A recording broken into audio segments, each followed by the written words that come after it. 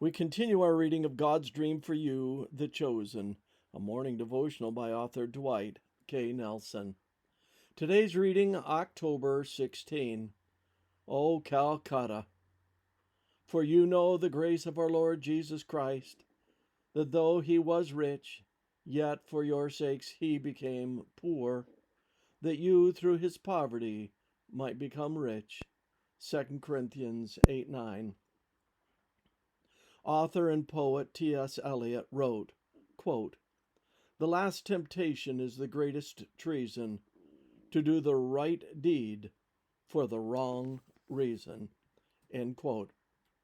But what would be the right reason? Imagine an amalgamation of soggy cardboard and plastic bags propped up beside a filthy, putrid Calcutta slum gutter. You peer into its stinking interior, and there, huddled in a fetal position, is the wasted, bony form of a man whose hollow eyes and shallow face stare back at you. Crawling into that hovel, holding your breath from the stench, you scoop up this emaciated dreg of humanity and carry him to a waiting black and yellow taxi that races you both to the airport. You strap this gangrened stranger beside you on the 747, and 20 hours and a half whirled away later, you land. Arriving back at your home, still bearing the foul, wasted form of the man in your arms, you hurry inside, bathe him, clean him, robe him, feed him, and put him to bed. This skeletal stranger. In the morning, when his bewildered eyes finally register the reality of the opulence that now surrounds him, you do a most unthinkable thing. You hand him the keys to your house, your SUV, your boat, your pantry, and file folder with account numbers for your checking, savings, credit cards, and stock portfolio. Then, with hardly a word, you shake his hand, hug his bony shoulders, take off your clothes, and pick up the putrid, stinking loincloth you removed from him the night before, and wrap yourself in his decaying rags.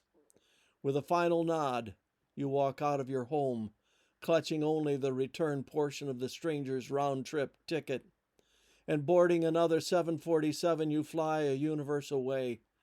When you land in Calcutta, you must walk. You have no money for a taxi. Finally, hours and hours later, you straggle into the very slum in which you found him days ago. By the retching smell, you recognize the still rotten cardboard lean-to. Bending to the rancid ground, you crawl into that dark, dismal hole. And curling into a fetal position, you live out the rest of your days in that awful misery of abandoned filth. And the stranger, he now possesses everything of yours, for you gave it to him. And you possess everything of his. He gave it to you. Your riches are forever his, and his poverty is now yours, forever and ever. Why should we serve the poor and needy? Because it is what Jesus did for us. This concludes the reading today of God's Dream for You, The Chosen.